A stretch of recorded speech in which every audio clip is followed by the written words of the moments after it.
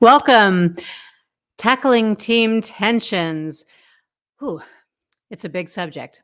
And we're going to try to cover all the bases, everything from addressing that simmering undercurrent or that tentative uncertainty where everybody's sort of walking on eggshells, or the all out, completely hostile kind of an environment. Because no matter where your team is, any of those, if left unchecked, unresolved, you're going to see a decline in productivity and an increase in problems like people leaving. And really, it just won't feel like a great place to be. And you don't want that. You want to be able to put people first and to have happiness and a content feeling in the workplace so that people can get stuff done. So, in this presentation, we will cover what causes this tension in teams and what are some solutions for the most common causes of issues within a team. And we'll talk about some tools, ways that you can pinpoint the source of the tension and address it, things you can do proactively to prevent those kinds of tensions from bubbling up in the first place, and certainly from becoming all out conflict. And we'll talk about this in a context that is suitable for any kind of team. My examples will be from the workplace, but this is for teams of leaders at the top of the organization, cross-functional collaborations among team members, people within a siloed team, and those siloed teams trying to interact with each other. We'll cover the gamut. And we will be doing this in a way that goes pretty fast. We only have 45 minutes here on Bright Talk, but I'll invite you now to be in touch with me with any questions that you might have. You'll see my contact information and the Academy for additional content now on screen behind me. I'd ask you this. If you're attending live, interact with me as much as you're able. Put some questions in the question box for me. I'll try to address those as I come to them within the content, and I'll try to save some room at the end for any I don't get to. But please know this: if there's anything I miss, or it's too narrow or too broad to talk about in the session, I will get in touch with you later. And I'm not going to try to sell you something. I'm just going to try to answer your question. Okay, for those who are new to Bright Talk, thank you for being here. Thank you for coming to the People First Potential channel. We've got lots of other stuff here. I hope you'll check it out. Please notice below the video here, there is an attachments tab, and that's where lots of the bonus goodies are kept. I'll make reference to a few of them along the way, but really it's up to you to take whatever looks good to you there. Please connect with me on LinkedIn. Please take the PDF of the slides in case you like anything here or you want to take notes as we go. And definitely check out the Leadership Academy, because over there we do interactive kinds of workshops. Many of them are free. The ones that aren't are very affordable. And they go a little deeper than we're able to do in a one-way presentation like this one. All right, with that said, we've got a lot to cover, so we're going to roll. I think here's the number one biggest miss that could prevent team tensions. It's just a misunderstanding because, we're all human, and being human, we often operate with what's called a fundamental attribution error. Everyone really is trying their best.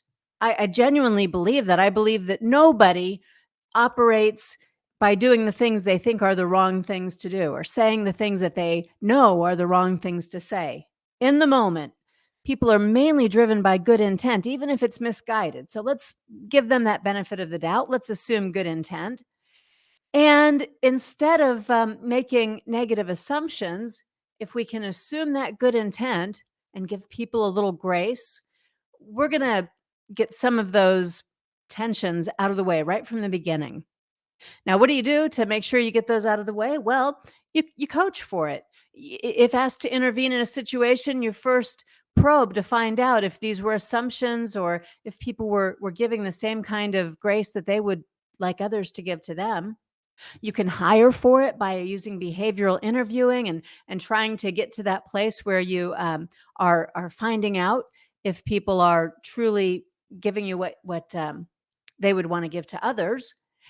And you keep in mind and maybe even educate people about the fundamental attribution error, which I've got on screen for you now. And I've got a message that's saying that someone can't see anything. The screen is gray. If that's happening for you, give me a message so I know it's more than one person. But let me point out in the lower right hand corner, you're going to see an orange icon. And it looks like it's got someone with headphones on. That is the Bright Talk Tech team. And they're awesome. So if you ever have a problem, that's your go-to resource. They are on deck when anytime a presentation is live. They're right there right away for you. So I encourage you to use that. Okay, so the fundamental attribution error. This is hardwired into all of us. We have to be aware of it in order to overcome it. But it's the root cause of tensions between any two people. It's happening when you've got people who are assuming better about themselves than they are about others. All right, everybody's telling me the screen is gray, so I've got to talk to the Bright Talk folks, and I'll try to describe to you what I am showing on screen. What I'll do is I'll put myself back on screen, and you'll have the slides behind me. So what I would like you to do is let me know if you can now see me on video and the screen, and if you can, we'll just operate this way. Okay, this is the fundamental attribution error, simple box model. And what's going on here is that we think more favorably about ourselves than we think about others. We think our actions and the results that we get, the positive ones, we think that that is the result of our own quality, our hard work, our intelligence, our experience, our effort. We give ourselves credit whenever there's something that's going on well. And we don't do the same for others. When somebody else is successful, when they have an achievement, we don't credit that to their individual personality or characteristics. Instead, we assign credit to good luck, circumstances. They were in the right place at the right time. They called in a favor, right? We don't give them credit the way we give ourselves credit.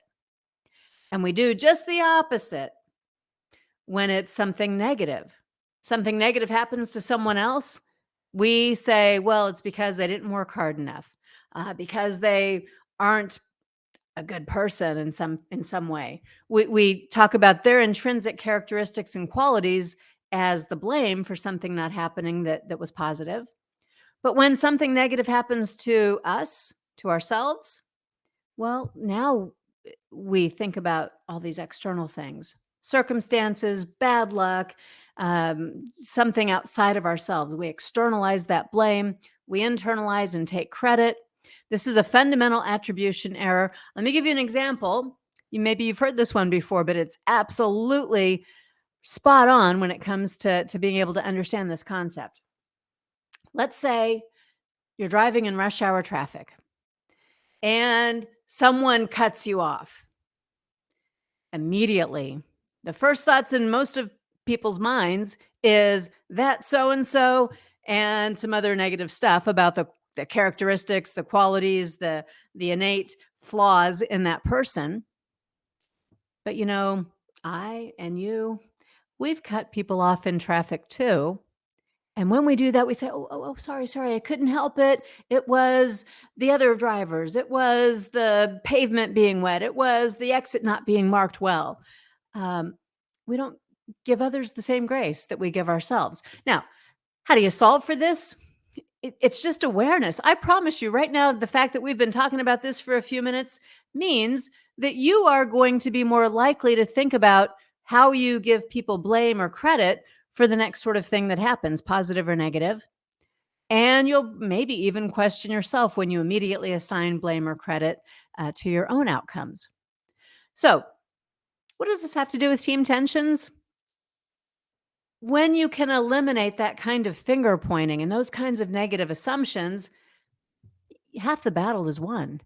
When people are assuming good intent, when they are treating others with a fair mindedness, the same way they would want to be treated, well, of course, at that point, everything is going to be a lot clearer.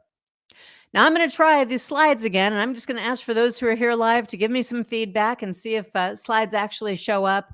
If not, I'll give up entirely and keep it on this part that we know works. But right now, you should be seeing a slide right about now. And I'm looking for you to just give me a message. Is this actually showing up or is it not? And if it's not, then I'm going to give up and stay on screen with you. Okay, so waiting for a couple people to chime in here. What I am trying to show you on screen is the definition of team effectiveness.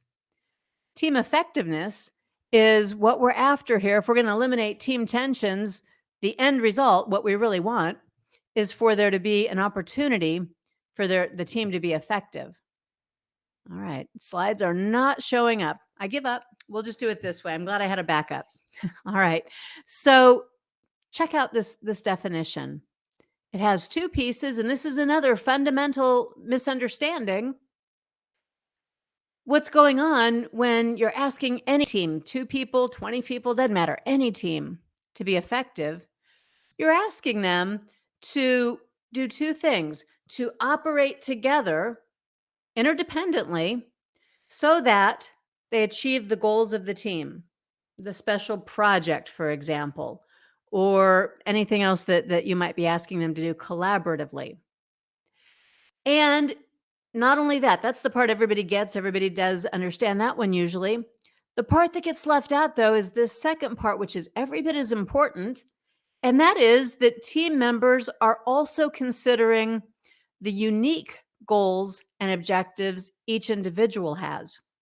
So if you and I and 3 other people were on a team, there's 5 of us, all 5 of us need to be committed to the team's work that we've been tasked to do. And all 5 of us need to be committed to helping each other reach each other's goals. You're helping me to achieve my goals. I'm thoughtful about your goals, helping you to do what I can to achieve your goals. And that may mean, especially in a cross functional kind of a team, it may mean nothing more than I don't have ridiculous expectations that you're going to be 100% dedicated to the team and only the team, right? That's an unrealistic expectation of altruism that will never happen. But that I understand, what do you need? When are you available? How can you allocate your time? What are the busy times of the year or of the month, so that we can work around that? And we're supportive of each other, not neglectful or self-centered about what needs to happen within the team. Okay, so I am going to just keep on talking, and I don't know right now. It said in the question box here, some of you are saying it showed up, then it went gray. I don't know what you're seeing right now. Give me one more input. I think you should be seeing me on video here. Just let me know if that's even happening. And I'll continue in this vein. I won't go back to videos because that messed everything up. So if we are able to be truly effective, one of the things we have to get out of the way is competition. I know in some organizations, there's this notion that healthy competition serves the organization well, that it causes people to pour in their best. I think there's some merit to that. I'm a very competitive person, so I can see the potential merit in that thought. But the thing is, why don't you direct that competition outward instead? Let's collaborate and do things with an outward focus instead of clashing and competing internally. We can support each other and be more effective if we are together when we compete against our competitors or against forces outside of our own organization. If you have competition, if you set it up that way, for example, I see this on sales teams. I'll tell you a story about an actual sales team. They had a leaderboard, they had a gong, they had an intensity all day, every day. This was a group of people. They sat in the same space. They were all inside salespeople. And they were working the phones, calling their customers. When they had a success, they were supposed to get up and ring the gong. And then the leaderboard changed as they posted their numbers. And you could see all day long this electronic leaderboard, who's on top, who's in second, who's at the bottom. And it was exhausting. It was absolutely derailing the spirit of team effectiveness. Yes, they had a team goal, but instead of really focusing on that team goal, people focused instead on their own performance and the performance of their nearest competitors. And it was cutthroat. And it parlayed into a competition for accounts and for resources and for equipment and even things like in the lunchroom when people would come into the lunchroom, instead of a camaraderie, they would be sort of mean-spirited in their competition. And it spilled over and it kept evolving. It was bad. It didn't have to be that way. Anytime you set up competition, you should know that competition long term and culturally, I'm not talking about a simple little contest, but something that becomes part of your culture, almost always leads to conflict. It's a little bit like sibling rivalry, right? You love your siblings, but at the same time, everybody wants mom and dad's attention. You want to be in that glow. And so sometimes you compete and maybe even do some mean things to try to put down or take away from your sibling. So try to aim for opportunities to make values, culture, rewards about the group performance. Diffuse the team tensions by making sure you're not feeding them, creating artificial competition that really takes away from what the group's able to achieve. Now, I understand in organizations, there will be times when people are vying for a promotion, or they are both wanting to be able to head up a project or take on additional responsibility. Or maybe you've got a raise pool where it's 3% overall, meaning some will get 4 and some will get 2%. There are some situations like that are real. Transparency, clarity of expectations, helping people to understand those things as opposed to feeling it's arbitrary, will also help to diffuse those tensions. So these are all sort of background things to check on and make sure that you're not embedding into your culture. I Even on teams like sales teams, I'm not a big fan of a constant leaderboard. I think it's okay once in a while, depending on the type of team, depending on what's going on. Occasionally it's good to recognize what top performance looks like and to understand what is it that person does so that others can replicate it and they can move into the situation that puts them closer to the top as well. But the constancy, right? That's what really takes away from camaraderie. If that's all there is and it's all the time, that's where people can get really deflated. So we're aiming for the goals of the group, the goals of the individual, a spirit of camaraderie, and an attitude of assuming good intent as opposed to allowing the fundamental attribution error and negative assumptions to get in our way. And if you are a leader of a team or someone who has a part in shaping the culture of the team, these are the things that are your responsibility, at least to get started.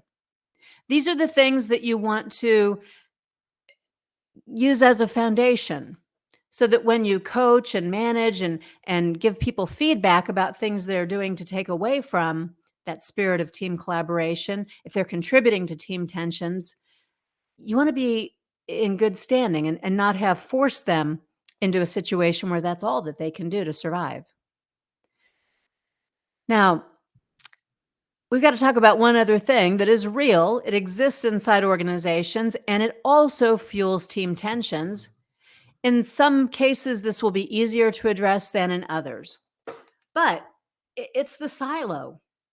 In any business, silos serve a purpose. The finance folks do what the finance folks have to do.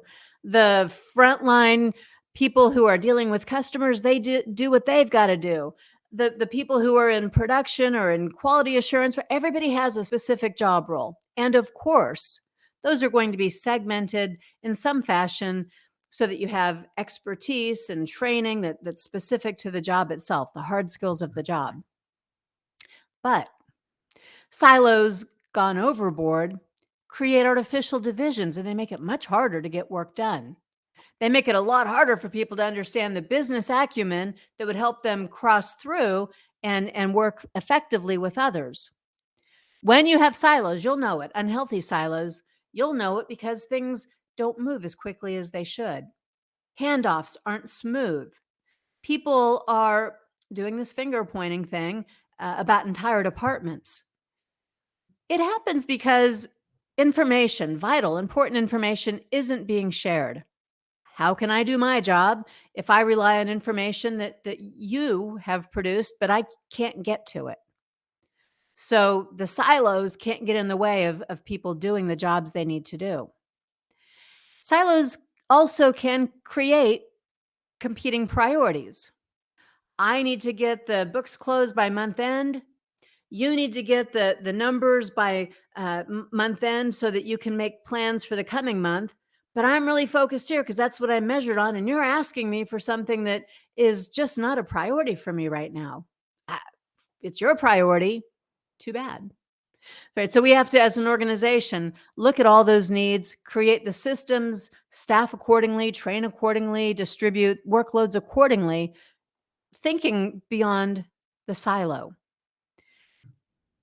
Silos, well, they cause team tensions because they create some misperceptions.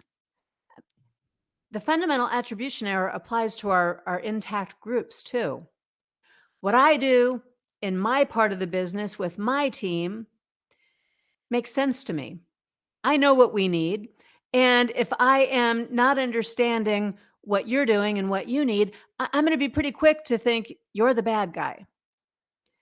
But if we can have some opportunities to cross train, if we can have some opportunities to understand one another and what drives our decisions, well, we can get some of those misunderstandings out of the way. One of the first opportunities I ever had to work on something like this, it was a lot of years ago. I still worked at a newspaper back then. And I was given a big job, big title, director of operations. And in that role, one of the things I was overseeing was the fulfillment department, if you will. So salespeople went out and sold ads. The design departments, the graphic designers, they put the instructions together to create the ads, and then they turned them over to the layout department, which put the ads in the paper and then moved it on over to the press where the paper got printed. All right, so salespeople, right? They sometimes wanted last minute changes, or they wanted exceptions or redos or certain positions of the ad within the newspaper. They relied on all of these support departments to try to bend the rules, break the rules, meet the demands. And they didn't understand what those limitations, especially daily deadlines, meant within those departments. Caused a lot of strain, especially since, as in most businesses, the salespeople are already viewed as being the ones who get all the goodies, right? They get this great pay, they get the cushy job, they get the expense accounts and all that sort of thing. So there was outright resentment. And I created a job shadowing program, just a mini job shadowing program that included salespeople being put in a position to try to make decisions and make exceptions like the very ones that they were asking for. And the awareness, right? Just the immediacy of being thrust into that position, right? That was a game changer. It caused people to now empathize with and understand from someone else's perspective what was really required. And what I'm describing here about silos, it really is that simple. People don't ask for things because they think it's the wrong thing to do. They think it's the right thing until they are given an opportunity to learn what they didn't know before, what they couldn't empathize with before.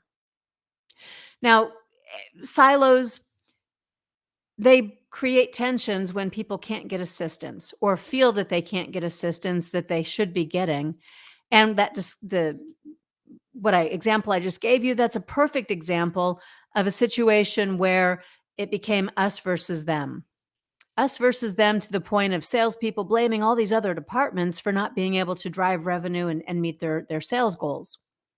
And of course, the other departments blaming salespeople for garbage in, garbage out, not doing what they needed to do in the first place because they didn't understand what customers were saying and requesting from the salespeople. So round 2 of our job shadowing took a lot longer, but it was taking people out of departments and sending them on sales calls with salespeople and letting them see really what it was like to be a salesperson as opposed to the glorified version they thought it might be. Now, everything I've described so far starts at the top. If you have a leadership team that isn't operating as a first team, if you're a fan of Lencioni, you've known that term before. If you're not operating as a first team at the top, you are encouraging silos.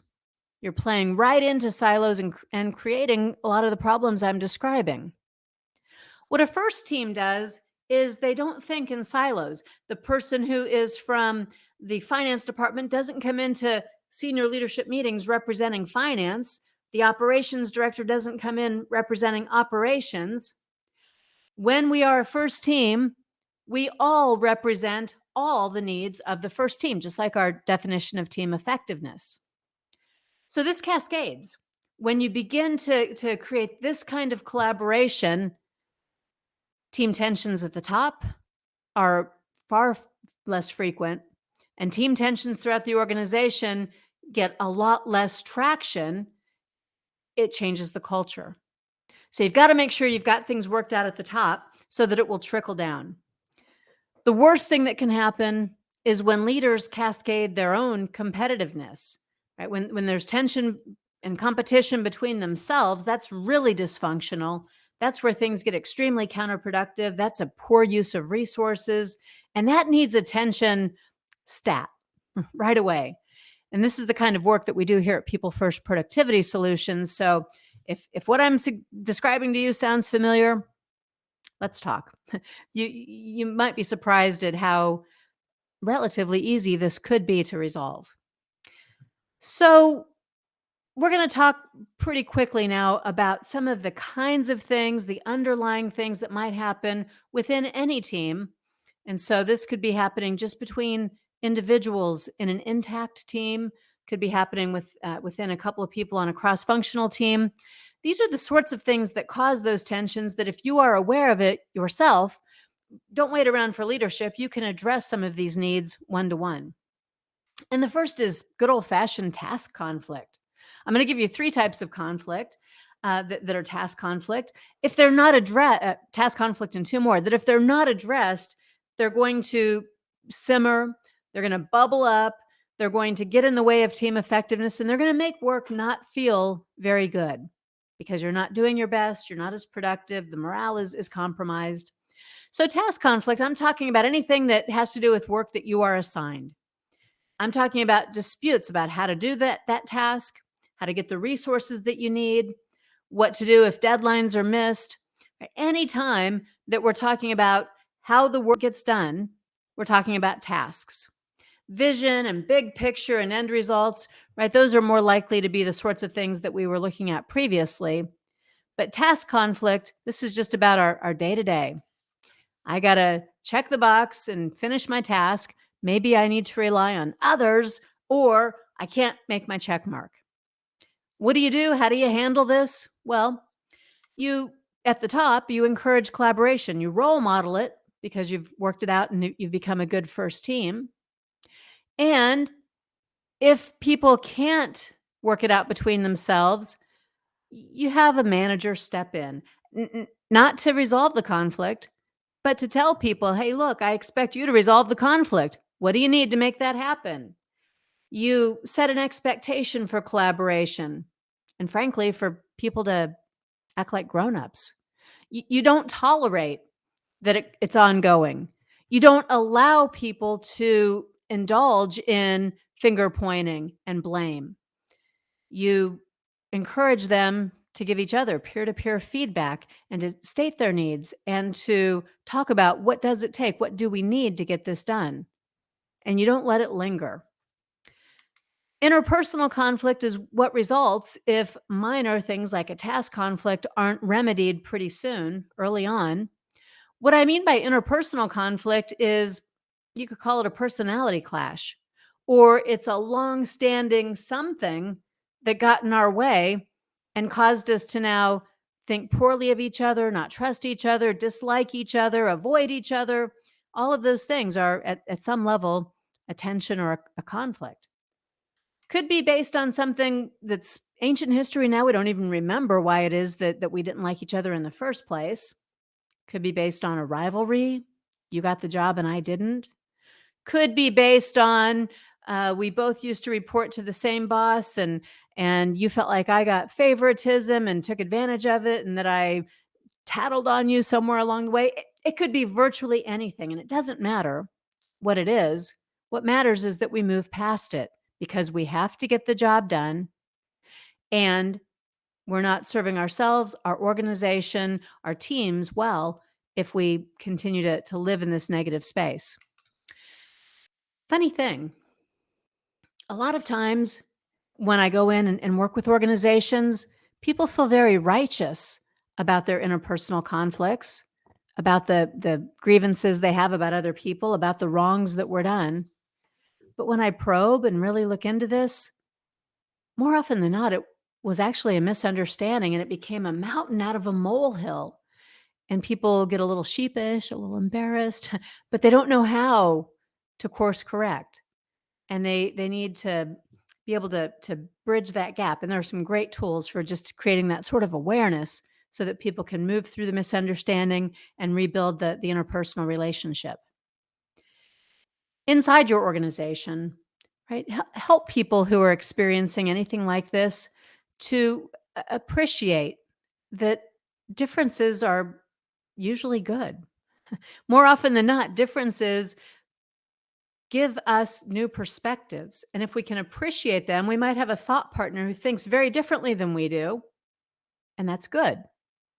We can appreciate that someone has a style unlike our own because that gives us a way to be challenged and to think bigger and outside the box. And if folks in your organization don't have the facility, the tools for doing that, I would encourage you to think about one of the known personality assessments like MBTI or DISC, because they give you a language to bridge the gaps and to help people see that differences, in fact, are good if you know how to use them. So that's the emphasis. We value diversity of thought. We value different styles. We encourage people to access styles unlike their own, to move through their familiarity bias and who they choose to work with, and that they stretch so that they work with others too. The third kind of conflict that I want to make sure we talk about here today, because it causes so much tension, is a values conflict. The things I value are different from the things you value. The things that matter most to me are different from the things that matter most to you. And this can be anything from the obvious, like religion or politics or deeply held beliefs. Could be that, or it could just be our day to day operating values. Me, for example, I highly value productivity. It's in my business name. If I can't get a lot done in a little amount of time and do it well, I feel frustrated. And if somebody gets in my way because maybe they value something else, like maybe they value a certainty that things are perfect, well, we're going to have a clash. We don't want that to become something that gets in our way. We ought to understand it and find ways to come together and use the best of our values to improve everything that we do. But, if there's a values clash, the problem is it matters a lot, right? People cling to their values as they should. And if somebody disrespects their values or doesn't take time to understand their values, then it can be something that causes people to feel marginalized, minimized, disrespected. And now you have a personality clash, and now you've got more work to do. So we should understand each other's values. We should take the time to know what matters to you and why. As we're handling these values conflicts, let's start with our company goals and values. That's our Venn diagram intersection where we all can come together. And let's build from that. Let's aim for mutual understanding. Let's make sure that we are going to respect other people's beliefs and differences, just as we want ours to be respected and understood. And as we find overlap, as we find common ground, we build on that rather than dwelling on those differences. But of course, we don't want anybody's rights to be trampled on within this. So of course, we have some of our ground rules. They corral us and they make this a process that is about respect and about valuing differences. Now I'm going to show you this graphic just really quickly. I'm not going to spend much time here.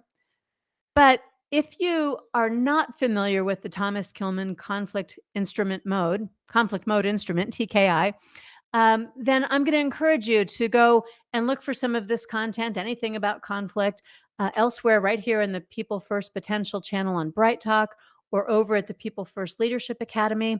I'll go into a much deeper dive in those places. What I'm showing you, though, it's really the 5 styles of conflict. We all come by one or two of them very naturally and easily. When you know this about yourself and about others, you'll be able to navigate and you'll be able to use styles in a way that's nimble and fluid, in a way that helps you to understand and meet people where they are. This is a tool like MBTI or DISC or lots of other tools that are available. It diffuses the tension by depersonalizing it. It's no longer me versus you, which one of us is right. It's about, oh, there's multiple ways. Neither is good or bad. It's just different. Let me understand that. Let's get a language so we can talk about that and make it clearer for all of us. Now let's do proactive. These are so far things that you can do to react when you have team tension. But once you get it reconciled and resolved, now you want to get to a place where you can make sure it doesn't come back up. Or if you're in that place already, how do you avoid it? Well, right at the onset of any team, whether this is your intact team and you've got a new member, or it's a cross-functional collaboration, doesn't matter. Any team ought to have a team charter. A team charter is developed by the group. You don't just hand it to them and expect them to go along, but they have a voice in shaping it. And that way people feel committed to it. It establishes boundaries. It creates clarity of expectation. It gives the team direction. We're in this together. And it serves as a way that codifies what we're all about and what our focus will be. So going quick here, remember, you can take the slides in the attachments, but team charters include these things, and I'll take them one by one in rapid speed, though. They include team purpose. They include how long is this team going to be together and what's our commitment during that time frame, an hour a week, 2 hours a month, whatever it might be. It scopes the work so we don't end up going all over the board. We have a specific dedicated purpose for this team. It outlines who are the members of the team and what are their roles and responsibilities within the team, who are our supporting resources and what are our supporting resources. So we don't have confusion about that. We're going to have a reporting plan. How do we keep each other informed? What happens if you miss a meeting? And at a high level at the onset, what are our deliverables? Just like individuals should have KPIs, teams should too. We're going to get links to other projects and other kinds of work. We're going to know what each other do so that we understand best time of the month to meet. We understand some values about each other. And we set up our rules for conduct with each other. Now, these are simpler than they may sound. Team purpose sounds just like this. The purpose of this team is to blank by doing blank. Don't make it more complicated. You're going to time bound this work. We are not, especially if we're cross-functional, we're not going to meet endlessly forever. Let's set a timeline. We're going to talk about percent of work hours, make sure our bosses are signing off on that. We're going to know the team's purpose before we do any of this. These steps come in order because we can't determine how much time until we know what we're after and by when. Scope of work. What will we do? What won't we do? And what are these boundaries between our work and each other's work, and maybe the work of other committees or work groups that are out there? Let's get a very, very crisp understanding of that. Then we won't have to make it up as we go along, which always creates misunderstandings and tension. The members of the group. People often get selected for teams and they wonder, why am I here? What am I supposed to be doing? Is this really important? Nah, today I feel like I've got a lot of other work to do. So they opt out. But when you answer these questions in team selection, and when you answer these questions within the team charter, people understand why it is that they were asked to be a part of this team. And then they understand their role and their responsibility within the team. That could be rotating, by the way, if you want everyone to have a shot at being facilitator for the meetings, for example. You want to make sure that people are informed. Not everyone can make every meeting. So who's taking some notes? Who's distributing those? You're making sure that the meetings stay on track so they aren't a waste of time and an unnecessary burden to people. And you've got a devil's advocate, somebody who minds for productive conflict so that we don't succumb to groupthink. We don't do things just to get them done. We're not looking to have a false harmony. That's actually a huge source of ongoing tension when we've done the yes, nod, but then we have the meeting after the meeting where we talk about all the stupid decisions that were made by the team.